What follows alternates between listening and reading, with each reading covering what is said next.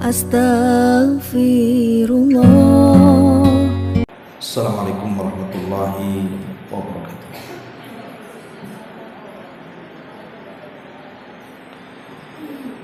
Alhamdulillah wassalatu wassalamu ala Rasulillah wa ala alihi wa sahbihi wa mawalah wa la hawla wa la quwwata illa billahi wa ba'd. Terlanjutkan kembali kajian kita, masih membahas kitab Umdatul Ahkam, dan kita masuk pada hadis yang ke-10, masih dalam bab taharah. An Aisyah radhiyallahu anha qalat, kana Rasulullah sallallahu alaihi wasallam yujibuhu tayammunu fi tana'ulihi wa tarajjulihi wa tuhurihi wa fi sya'ni kullihi. Kata Aisyah ummul mukminin radhiyallahu anha bahwa Nabi sallallahu alaihi wasallam suka mendahulukan bagian sebelah kanan daripada bagian kiri, baik ketika memakai sandal, bersisir ataupun bersuci. Bahkan dalam semua urusan Nabi SAW selalu mendahulukan yang kanan-kanan.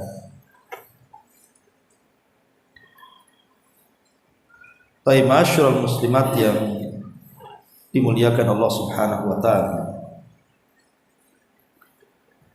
hadis ini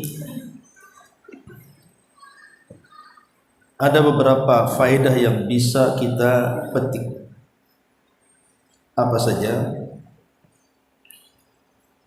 Pertama, yang bisa kita ambil faedah dari hadis ini, taqdimul yamin lil asya'i thayyibati wa huwal afdalu syar'an wa aqlan wa tibban. Disyariatkan mendahulukan yang kanan untuk sesuatu yang baik-baik, dan itu hukumnya afdal berdasarkan syar'i, akal ataupun kesehatan. Kemudian yang kedua,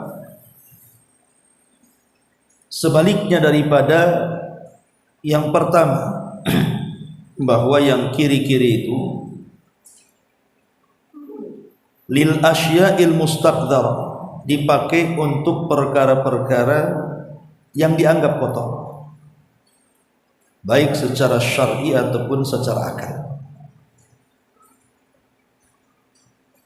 Dari sini kita tahu tentang keutamaan menggunakan yang kanan, baik tangan ataupun kaki.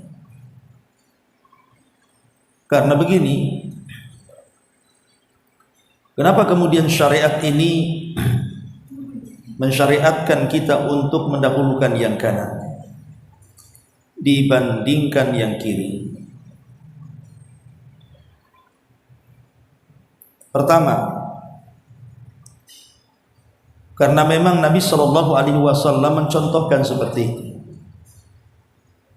dan tentunya Nabi Shallallahu Alaihi Wasallam ketika mencontohkan seperti itu tidak datang dari dirinya, tapi wahyu yang memerintahkannya. Yang kedua,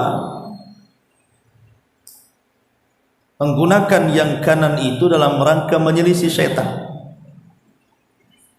Karena dalam beberapa perkara setan itu selalu menggunakan yang kiri-kiri.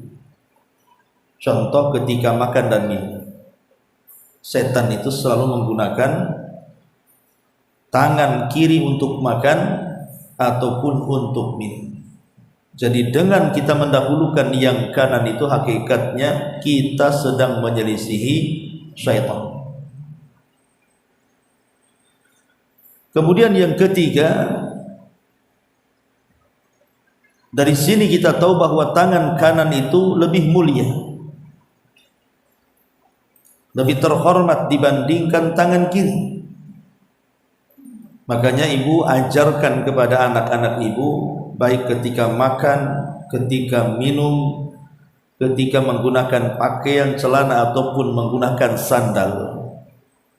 Perhatikan, jangan sampai kemudian anak-anak kita mendahulukan yang kiri, akhirnya jadi kebiasaan. Kemudian juga yang keempat, bahwa ini bagian daripada adab bersama manusia. Ketika seseorang bersalaman umpamanya, bersalaman, tangan ketemu tangan,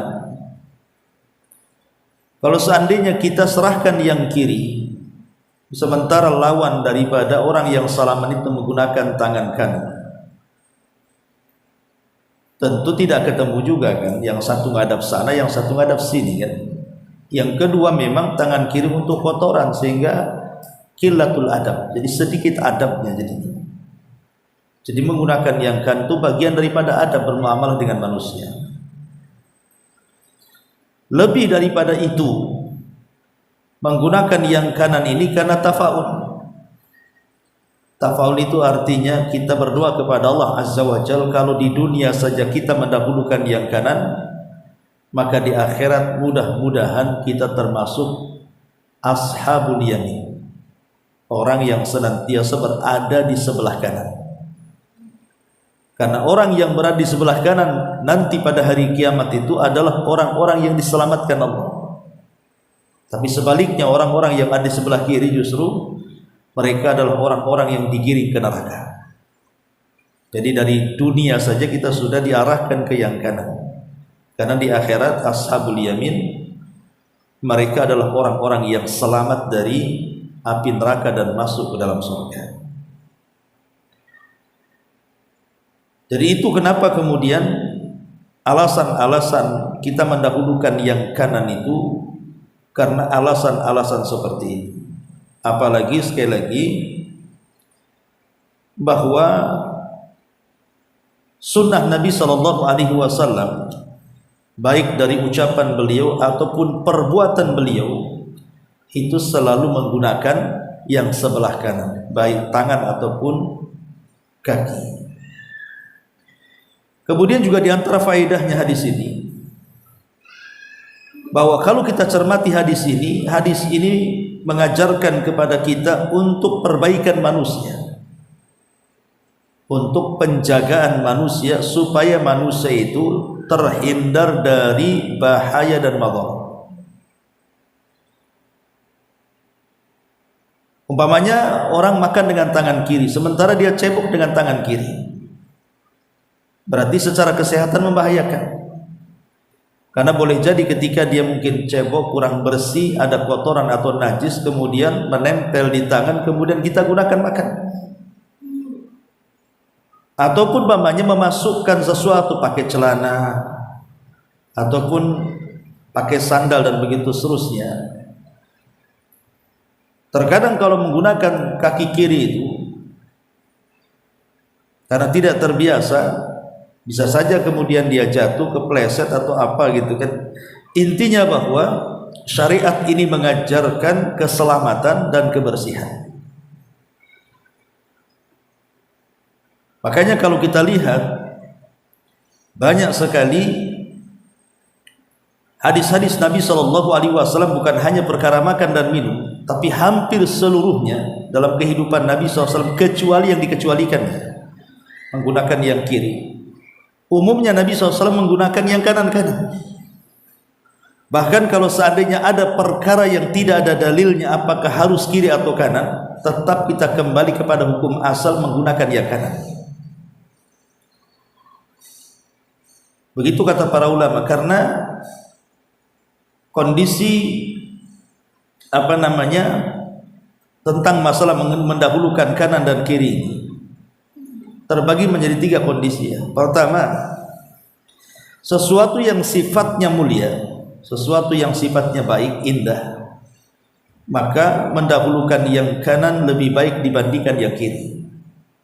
Contoh seperti makan, minum, pakaian, wudu, mandi, pakai sandal, bersisir, dan begitu seterusnya, maka ini kan sifatnya mulia, maka dahulukan yang kanan dibandingkan yang kiri.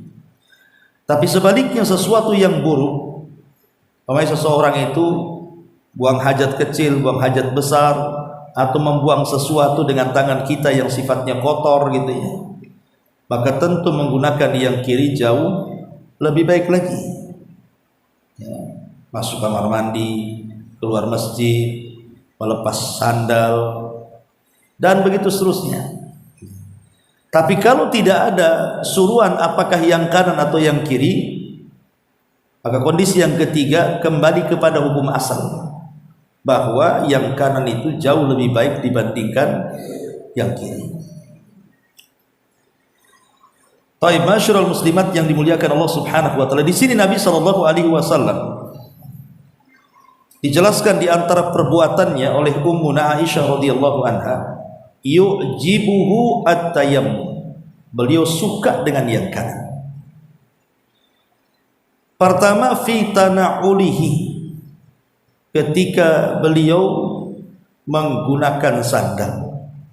Jadi ketika menggunakan sandal, Nabi sallallahu alaihi wasallam suka dengan mendahulukan kaki kanan sebelum kiri. Tapi kalau melepasnya terbalik, kaki kiri dulu baru kanan. Maksud saya ini memakainya. Bicara soal memakai sandal, tentu memakai sandal juga dalam Islam itu diatur. Itu menunjukkan kesempurnaan Islam, bahwa Islam itu bukan hanya mengatur perkara-perkara ibadah saja. Tidak, bahkan sampai kepada ada bersandal itu dalam Islam itu ada. Dan ini tidak pernah diajarkan di luar ajaran Islam. Menunjukkan sempurnanya Islam. Bahwa semua diatur, sampai ke sandal, urusan sandal pun diatur dalam Islam. Pertama, tentu at-tayammun fi na'li, menggunakan kaki kanan dalam bersandal ini sesuatu yang disyariatkan berdasarkan hadis Aisyah yang kita baca. Kemudian juga melepaskan dengan kaki kiri ketika seseorang hendak melepaskan sandal. Ini bagian adab juga. Kemudian yang ketiga, duduk ketika menggunakan sandal. Karena sandal di zaman itu, di zaman Nabi itu kan modelnya sepatu diikat gitu kan, sehingga harus duduk.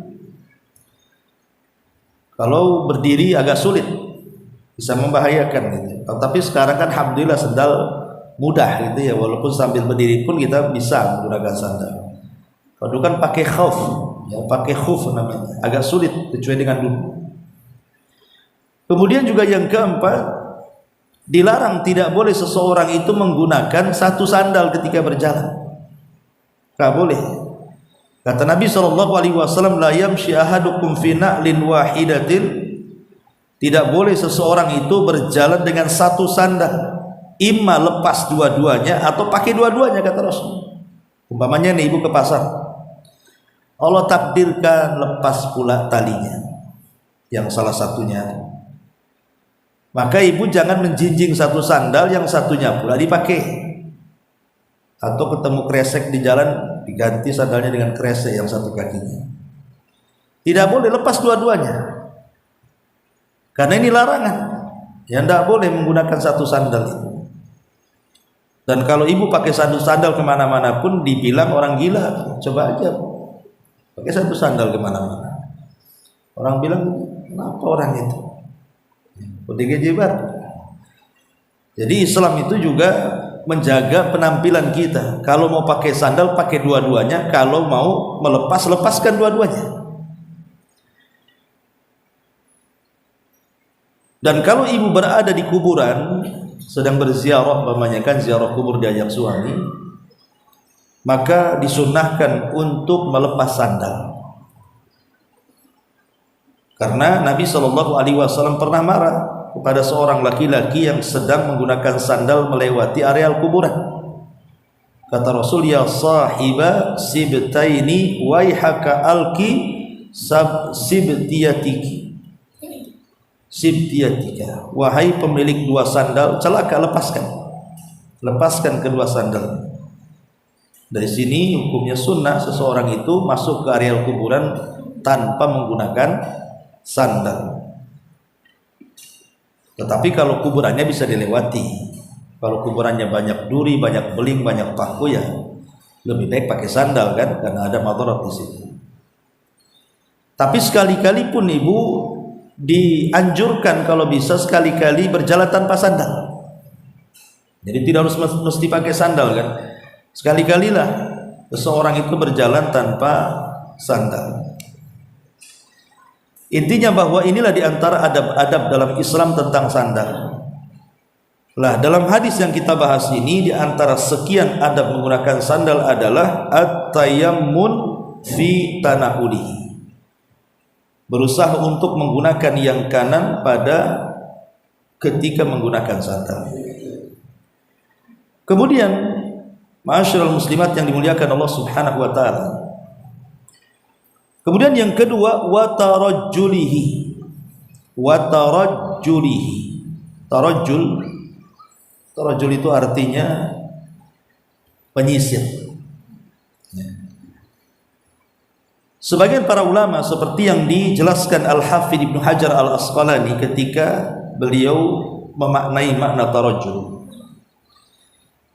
Makna tarajjul adalah menyisir rambut kepala, termasuk juga dengan janggut, dengan cara meminyaki keduanya, dikasih minyak gitu ya, itu disebut tarajjul, supaya lebih rapi lagi maksudnya.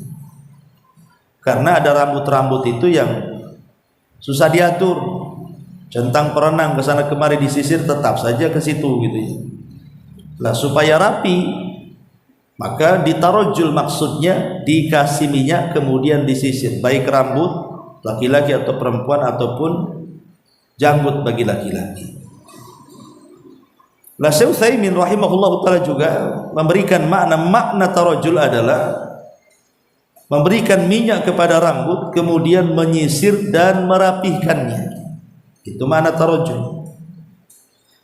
Dan Syekh Abdul Razak beliau mengatakan juga tarajjul adalah menyisir rambut, membersihkannya, kemudian memberikan perhatian khusus padanya.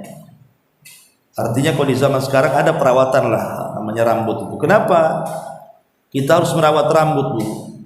Karena Nabi SAW mengatakan man kana lahu sya'run falyukrimhu, kata Rasul. Siapa yang memiliki rambut hendaklah memuliakan rambutnya. Dengan cara tadi menyisir, ngasih minyak, merapihkan atau ke salon gitu ya.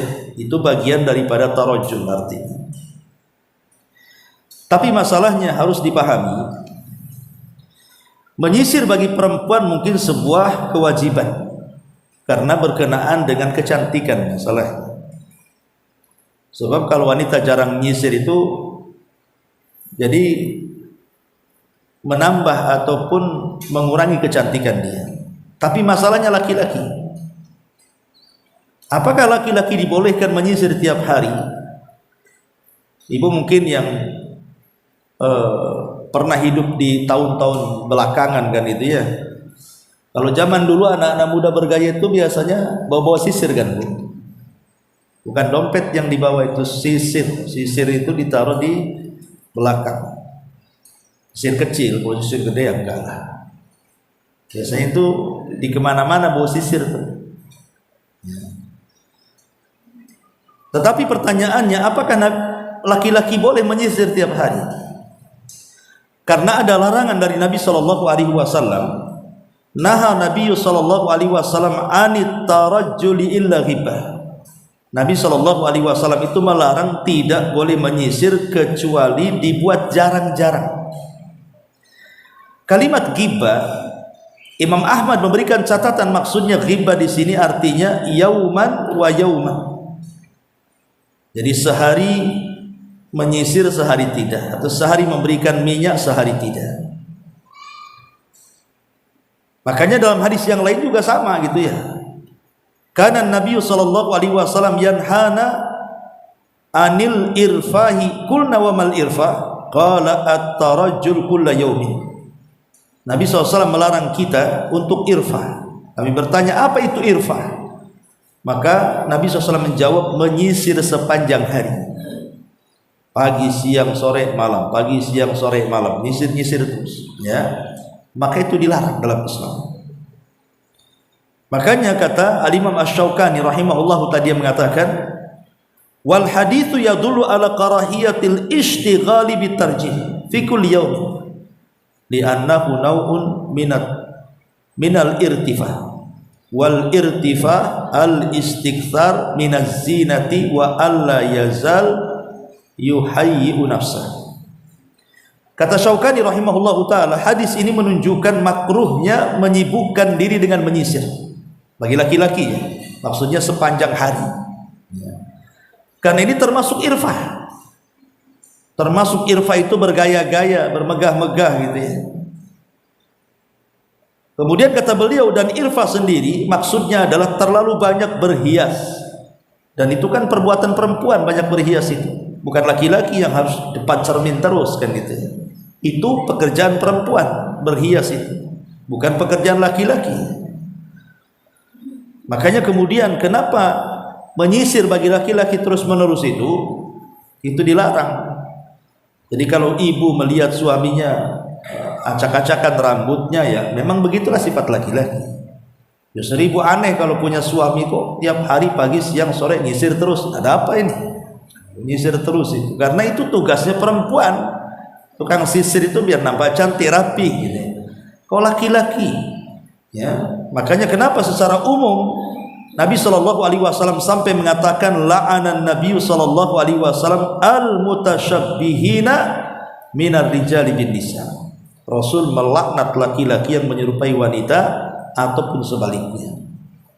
Di sini maka harus diperhatikan bagi laki-laki, boleh kita sebagai laki-laki menyisir, tetapi jangan seperti perempuan menyisir yang intens hampir setiap hari, karena walaysa dzakaru kal untha, laki-laki itu tidak sama dengan perempuan. Masyarul muslimat yang dimuliakan Allah Subhanahu wa taala. Tetapi yang ingin saya sampaikan di antara adab menyisir itu, pertama memuliakan dari rambut sebelah kanan. Ibu kalau menyisir, maka dahulukan sebelah kanan dulu. Sebelah kanan dulu disisir sebelah sini. Kalau sudah rapih baru ke sebelah kiri. Begitu adabnya. Kalau memulakan dari sebelah kiri, hukumnya makruh. Tidak haram tapi makruh. Bagaimana Ustaz kalau kiri kanan? Ya nanti sunnah makruh nanti gitu jadinya. Maka sebaiknya yang kanan-kanan saja.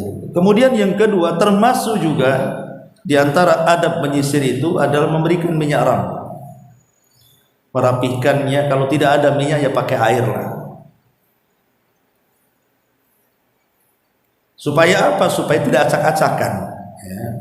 Kemudian yang ketiga, termasuk apabila ibu ke salon mencukur rambut, ataupun bapak-bapak juga sama, kalau datang ke salon mencukur rambut, minta bu kepada tukang cukurnya, tolong dahulukan sebelah kanan, potong dulu sebelah sini.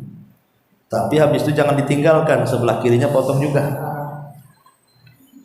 Jadi di sini menunjukkan bahwa tidak boleh mencukur sebagian dan meninggalkan sebagian. Dalam bahasa hadis disebut kozak, tidak boleh kozak. Makanya ibu kalau punya anak kecil, kemudian dibawa ke tukang cukur, jangan disisakan di depan jambul. Kalau zaman dulu biasanya sengaja anak itu dibotakin sebelah sini, jambulnya pula dibiarkan di depan. Tidak boleh, itu kozak. Kozak itu dicukur semuanya. Kalau mau dibiarkan semua. Kalau mau dicukur, cukur semua. Karena lihat anak-anak zaman sekarang ini sudah bagus-bagus nih rambut nih, ya dicukur kayak tentara gitu, disisakan hanya berapa senti saja. Nanti dicuak pula di sini. Mau ngapain dicuak-cuak di situ? Biar keren-keren dari mana? Islam tidak mengajarkan seperti itu. Jadi kozak dilarang. Tidak boleh mencukur sebagian dan meninggalkan yang lainnya. Termasuk juga tidak boleh berlebih-lebihan. Tidak boleh sampai berlebihan mengurus rambut dan menyisirnya. Sampai ada orang yang pengen bagus rambut itu sampai menghabiskan biaya banyak, berlebihan. Ya, sampai kemudian diwarnai dengan berbagai macam warna dan pokoknya dia perhatikan rambutnya saja. Nggak boleh, secukupnya saja kalau mau merawat rambut. Nggak boleh berlebihan. Karena biaya untuk perawatan yang harusnya untuk yang lainnya habis di situ. Nanti takutnya masuk kepada israf, membelanjakan kepada sesuatu yang dihalalkan tapi berlebihan. Dan Allah melarang tidak boleh israf. Innallaha la yuhibbul musrifin. Allah tidak suka dengan orang-orang yang israf. Orang-orang yang membelanjakan tetapi berlebihan dalam belanjanya. Kalau mubadzir itu orang yang membelanjakan sesuatu yang diharamkan Allah Subhanahu wa taala. Ini yang kedua, fi tanaqulihi wa tarajjulihi. Kemudian yang ketiga, wa tuhurihi. Dan juga dalam bersuci. Nabi sallallahu alaihi wasallam selalu mendahulukan yang kanan. Dalam bersuci, Nabi SAW selalu mendahulukan yang kanan. Karena Nabi SAW mengatakan saat salah satu putri beliau meninggal dunia, kemudian dimandikan, maka Nabi SAW memerintahkan kepada orang yang memandikan putrinya ini, apa kata Rasul? Dahulukan yang kanan dulu. Kata Nabi SAW, dahulukan yang kanan dulu ketika memandikan Zainab putra beliau. Sebagaimana dinyatakan Ummu Atiyah radhiyallahu anha, anna Nabiy sallallahu alaihi wasallam qala lahunna fi ghasli ibnatihi Zainab ibda'na bi yaminiha wa mawadi'al wudu'i minha muttafaqun alaih. Kata Ummu Atiyah, Nabi SAW berkata kepada mereka, para pemandi jenazah putrinya Zainab itu, dahulukan yang kanan-kanan dan tempat-tempat anggota wudhu. Menunjukkan bahwa dalam toharoh harus mendahulukan yang kanan. Termasuk ibu sedang wudhu. Sedang wudhu ya tangan kanan dulu 3 kali baru tangan kiri. Kaki kanan dulu 3 kali baru kaki kiri. Gitu ya. Termasuk ketika mandi jinabah juga sama. Kita membasuh sebelah kanan dulu baru sebelah kiri. Termasuk memandikan jenazah juga sama. Ya, jadi pada setiap toharoh maka disunnahkan yang kanan-kanan. Bahkan lebih daripada itu, di ujung hadis Nabi mengatakan apa? Wa fi sya'ni kullihi. Wa fi sya'ni kullihi, maksudnya pada seluruh urusan. Pada seluruh urusan yang tidak ada dalilnya, maka mendahulukan yang kanan itu hukum asal. Mendahulukan yang kanan itu hukum asal. Lah dari hadis ini kita tahu bahwa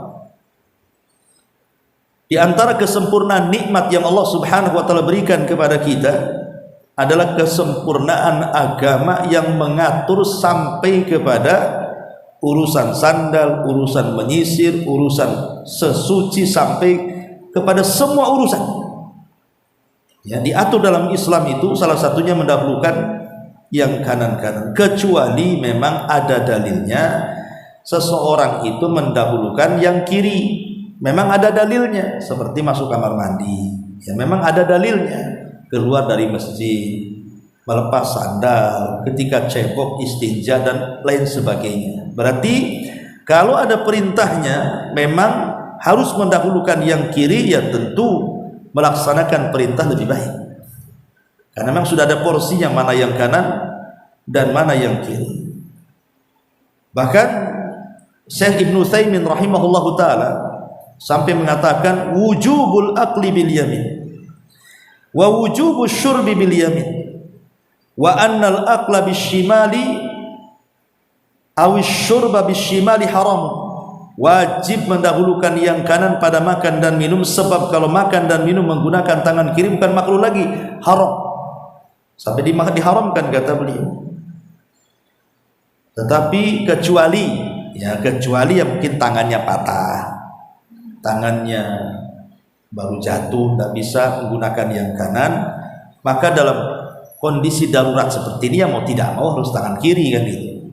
Kalau tidak ada yang menyuapi, tapi hukum asal yang kanan baik pada masalah yang lainnya itu sangat dianjurkan di dalam Islam karena hikmahnya tadi sudah saya katakan, dalam rangka menyelisih setan, dalam rangka tafaul supaya di akhirat menjadi ashabul yamin, kemudian dalam rangka memuliakan yang kanan, dan dalam rangka bagian daripada adab ya, adab kita sesama manusia mendahulukan yang kanan-kanan.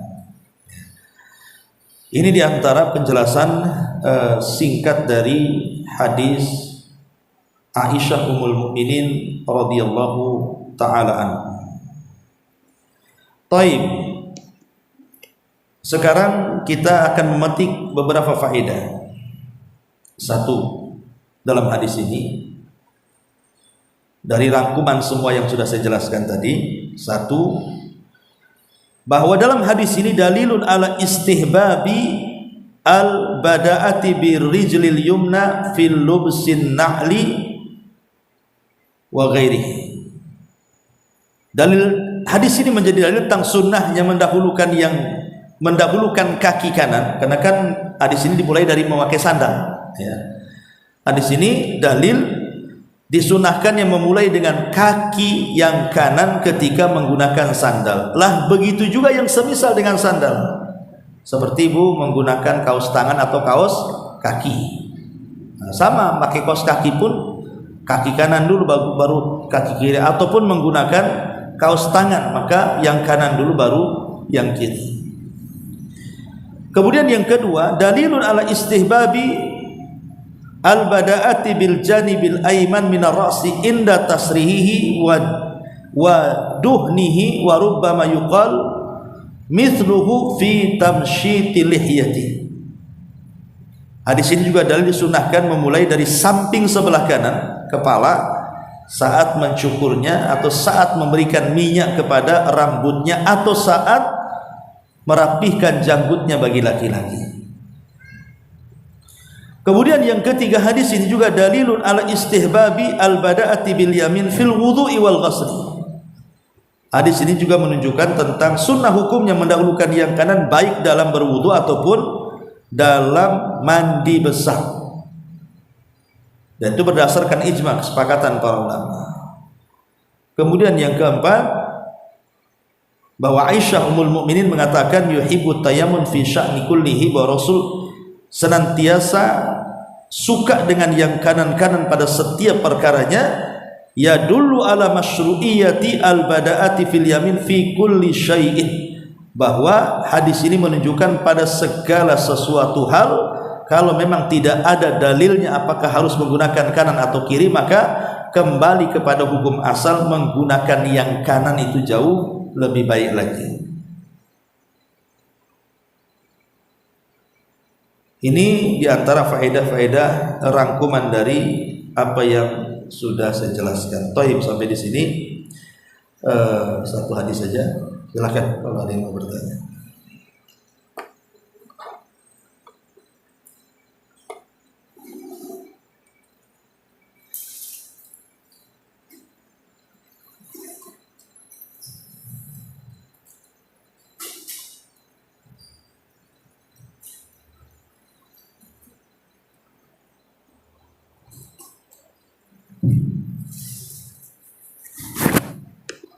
Assalamualaikum Ustaz. Waalaikumsalam. Di sini sudah Ustaz rangkum ya hadis dari Aisyah radhiyallahu anha menunjukkan yang sesuatu yang termasuk dalam memakai sandal. Terus Ustaz mungkin sebagian belum tahu ya Ustaz, ini hanya anak ingin memperjelas ya Ustaz. Berarti di sini intinya bukan hanya untuk melakukan ibadah ya Ustaz, tapi sesuatu yang bersifat yang baik semua kita lakukan dimulai yang kanan. Bukankah itu juga termasuk dalam menulis ya Ustaz, menulis kitab atau buku pelajaran juga kita mulai dari kanan. Terus dalam mengikat ini juga kan Ustaz, apa kita tidak harus menggunakan tangan yang kanan karena kita juga mengeluarkan kotoran. Nah seperti itu Ustaz. Berarti dia tidak semua hal-hal yang terkait untuk ibadah, tetapi perbuatan yang itu untuk baik harus kita lakukan yang kanan. Apa begitu Ustaz? Ya, alhamdulillah, kan kaidahnya sudah jelas bahwa sesuatu yang baik walaupun tidak ada dalilnya, dahulukan yang kanan. Pokoknya sesuatu yang baik. Tapi sesuatu yang kotor, hukum asalnya yang kiri. Contoh umpamanya ibu mau mengeluarkan ingus, kan lubang hidung kan dua nih. Ya, mana yang kiri mana yang kanan kan itu. Karena ini sifatnya kotoran, maka yang kiri dulu kan. Ini gini, baru yang kanan gitu. Tapi kalau sifatnya kebaikan, ya seperti menulis itu kan yang baik. Kalau menulis kan baik, berarti kan dia yang kanan dulu. Jangan sampai kidal gitu ya, yang kiri. Tapi yang sifatnya kotor, apakah sikat gigi ini membuang kotoran? Ya kan begitu. Berarti kalau yang sifatnya kotor, yang kiri dulu.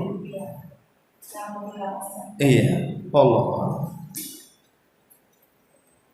Terus Ustaz, anak lupa kalau kasar di dalam surat Al-Maidah kita ada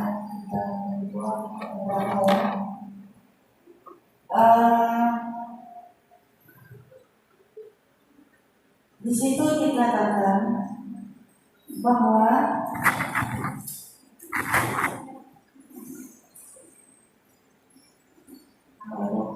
dan ini Ustaz, anak lupa tadi saya sudah buat satu pertanyaan lebih lupa dari. Apa jawabannya pun lupa juga.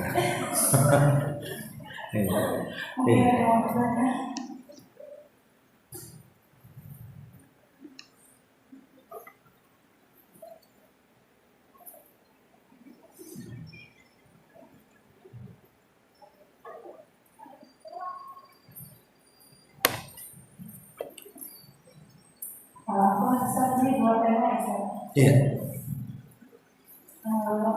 Bagaimana batasan-batasan kita bermuamalah dengan orang yang sudah dengan jelas menyatakan dia berpaham sufi dan tasawuf Ustaz. Nah, sementara sebelumnya memang hubungan kita baik gitu Ustaz. Dan dia juga sering menyampaikan hal yang berkaitan dengan sunnah gitu. Nah, batasan-batasan muamalahnya itu gimana? Atau tidak usah bermuamalah dengan dia atau bagaimana itu Ustaz? Ya, alhamdulillah. Pada dasarnya hukum bermuamalah dengan siapapun itu dibolehkan. Tapi tidak boleh semua orang harus dijadikan teman. Berteman dengan siapapun boleh, tapi jangan berteman dengan teman sebanyak-banyaknya, tidak. Kita seorang muslim harus cerdas. Mana teman yang baik, mana teman yang tidak baik, mana teman yang bermanfaat di dunia dan mana teman yang bermanfaat di akhirat, atau dua-duanya bermanfaat dunia akhirat. Jadi sekiranya kita ini punya teman dan membahayakan akhirat kita, mungkin akidah kita, dari mana kita tahu? Sebab kalau berteman dengan dia itu asik ngobrol ajaran dia saja, seolah-olah nari-nari kita di situ. Ya, kalau ibu menganggap itu bagian daripada dakwah dia, mengajak kita masuk pada mereka, dan itu sudah tahu ajaran yang diajarkan itu keluar daripada ajaran Islam dan ahli sunnah, maka sebaiknya batasi hubungan dengan dia. Karena jangan sampai kemudian akidah yang sudah kita yakini kemudian goncang pula. Tetapi kalau urusan dunia, ya nggak masalah, jangan lagi dengan orang yang menyimpang, sama orang kafir aja boleh.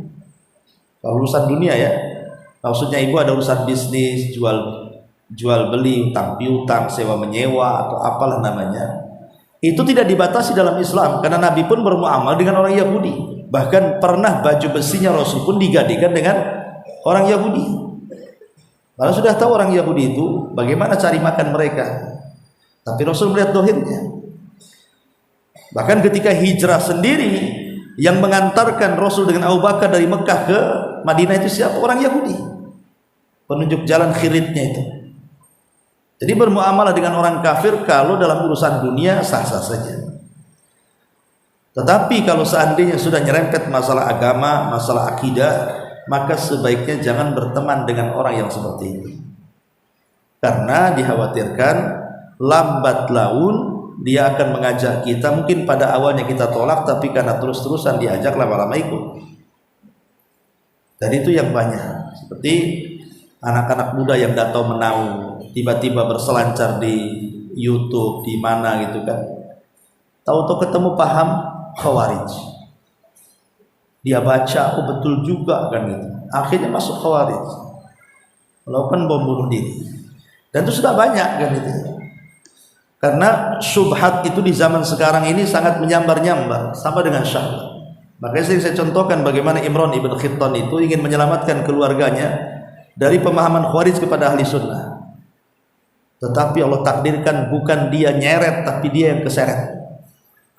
Harusnya dia yang nyeret karena dia ulama hadis, ulama besar, ulama dunia. Sekelas Imran bin Khittan saja keseret dengan keluarga istrinya, akhirnya menjadi tokoh Khawarij. Padahal niat dia menikahi anak pamannya itu maksudnya untuk mengajak keluarga pamannya kepada ahli sunnah. Setelah dia menikah, malah dia yang keseret-seret. Akhirnya jadi tokoh Khawarij pula itu Imran bin Khittan. Maka sebaiknya lihat bermuamalah itu kalau sudah mulai mengacaukan akidah, sebaiknya jangan berteman dengan orang seperti itu. Tapi kalau masih ya hanya berkawan biasa, tidak ada sangkut pautnya, apalagi dia lebih toleran dengan kita, ya sudahlah, urusan akidah kamu akidah saya, kita berteman ini hanya sebatas tetangga atau teman atau apa atau bisnis atau apa, nggak ada masalah. Tapi kalau sudah merusak akidah, sebaiknya jangan ditemani. Wallahu a'lam.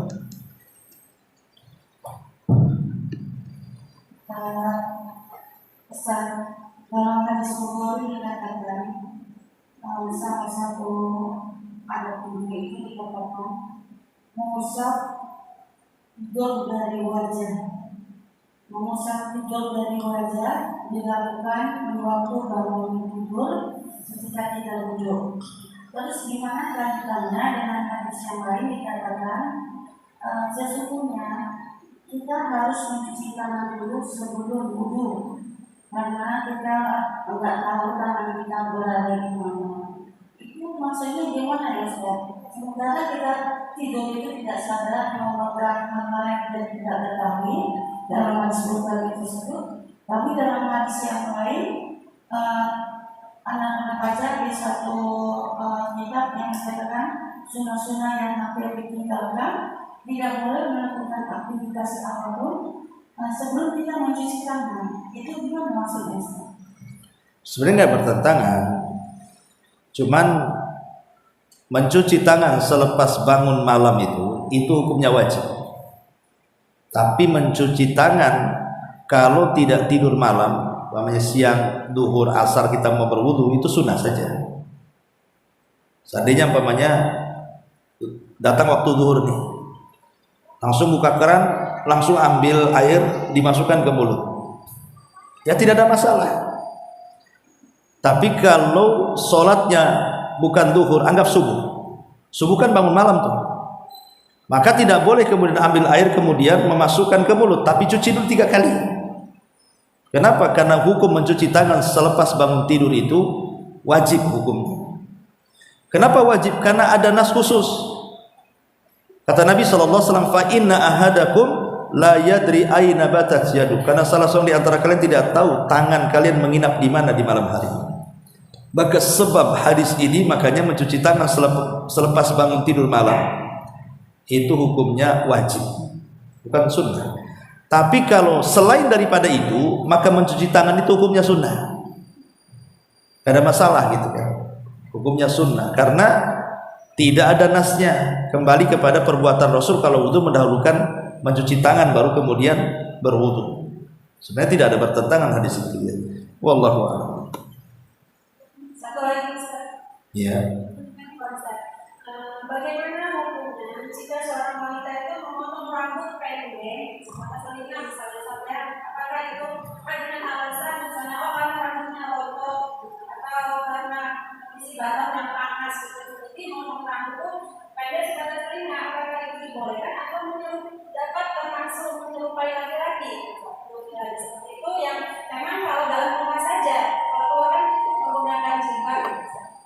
Iya.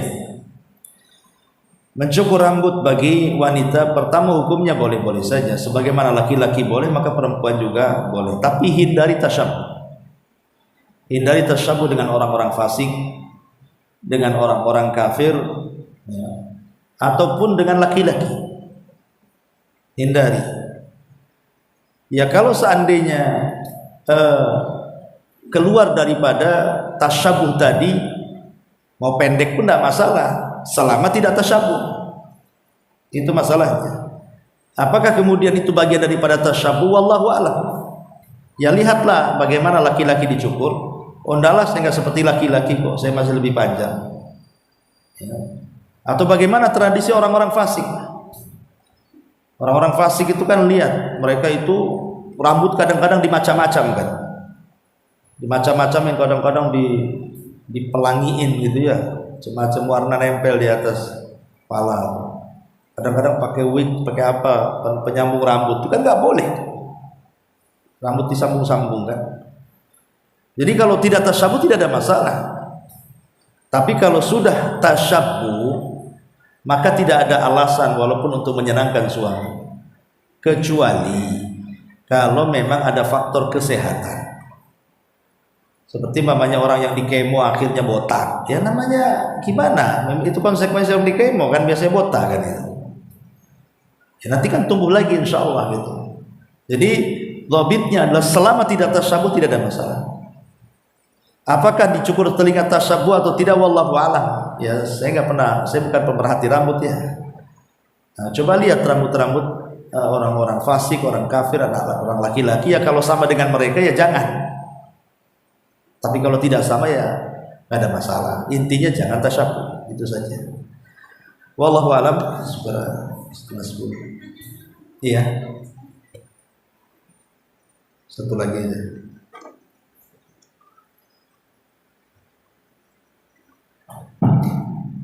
Pertanyaan yang awal ya Ustaz, hadis Bukhari tadi Ustaz, yang dibawa kan Ustaz sudah menjelaskan tidak boleh waktu itu hadis bukan sunatan.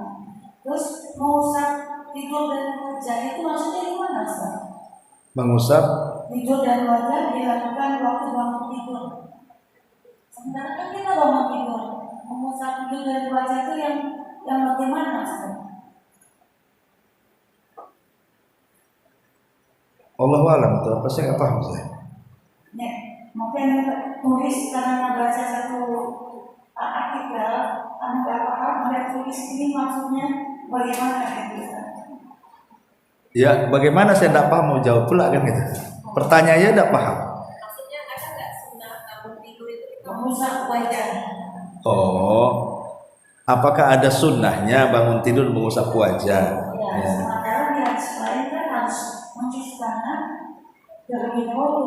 Oh, iya. Coba saya cek dulu ya. Hadis Bukhari.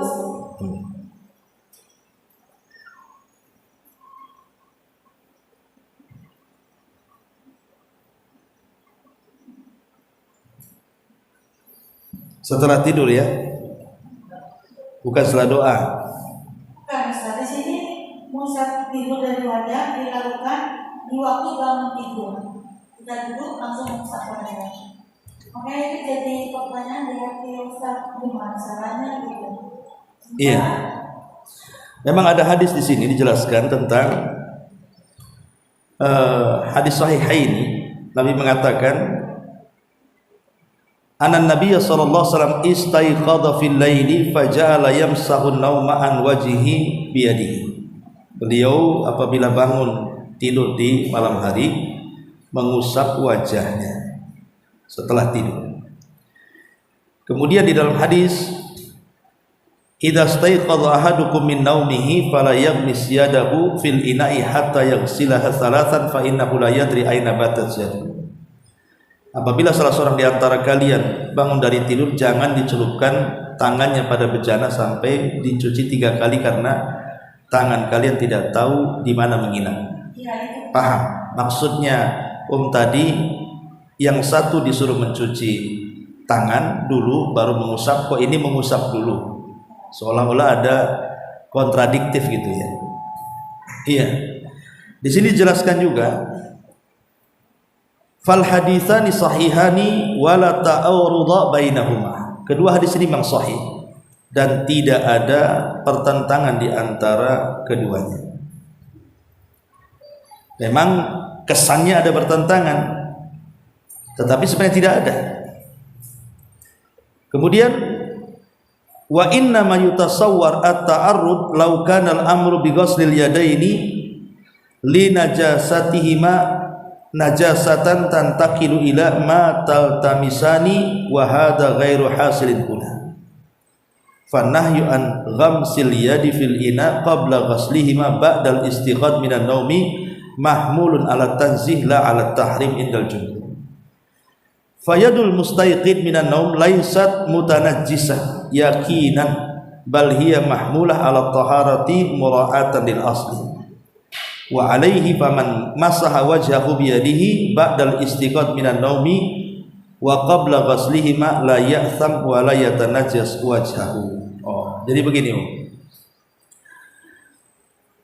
Cara menggabungkan dua riwayat ini adalah sebenarnya tidak ada perselisihan ulama, kata para ulama, karena mencuci kedua tangan selepas bangun tidur itu bukan karena ada najis di tangan kita secara yakin, tidak ada.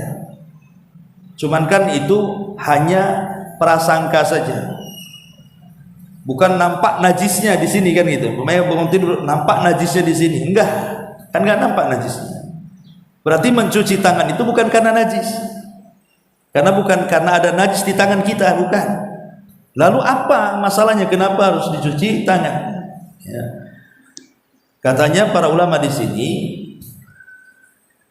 larangan memasukkan tangan ke dalam bejana sebelum mencuci setelah bangun dari tidur itu dibawa kepada tanzih, bukan kepada tahrim. Maksudnya dibawa kepada makruh, tidak sampai kepada tingkat haram.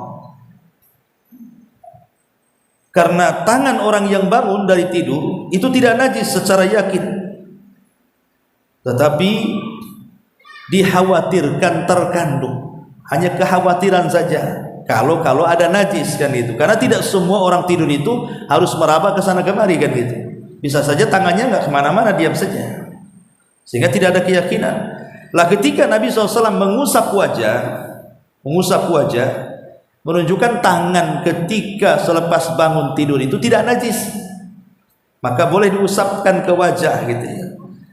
Makanya kalau seandainya kemudian seseorang mengusap wajah selepas tidur, bukan menunjuk, kemudian ada hadis, bagaimana dengan hadis yang kedua ini? Kan tidak boleh mengusap wajah, kan kita harus mencuci tangan dulu. Nah, kita katakan tidak mesti seperti itu, karena tidak ada nas yang mengatakan bahwa mencuci tangan selepas tidur itu karena najis. Enggak, bukan karena najis, ya karena kebersihan saja. Jadi kalau orang mencuci wajah tidak ada masalah. Nah, jadi cara penjamaahnya seperti itu. Wallahu alam, ini dijelaskan di dalam beberapa fatwa para ulama. Wallahu alam. Artinya kalau seseorang mengusap wajah sebelum tidur tidak berdosa, karena tidak mengusapkan najis ke wajah gitu. Taib, wallahu a'lam.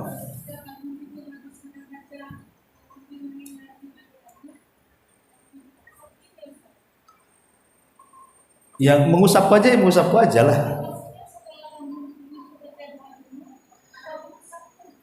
Tak, biasanya kan mengusap wajah itu karena mungkin ada kotoran di mata atau apa kan. Kan biasanya kan orang begini kadang ya biasalah, wajar kan orang baru bangun tidur kan, atau mungkin ada apa, karena di zaman Rasul ibu senang lah bisa tidur di kasur, pipi pun bisa bersih kan itu. Kalau di zaman itu tidur di pelapak kurma banyak debu banyak apa kan, ya wajar lah kan itu. Nabi mengusap wajah ketika bangun tidur. Wallahu a'lam. Tapi sudah setengah 10. Subhanallah bihamdika asyhadu an la ilaha illa anta astaghfiruka wa atubu ilaik. Allahu ta'ala. Assalamualaikum warahmatullahi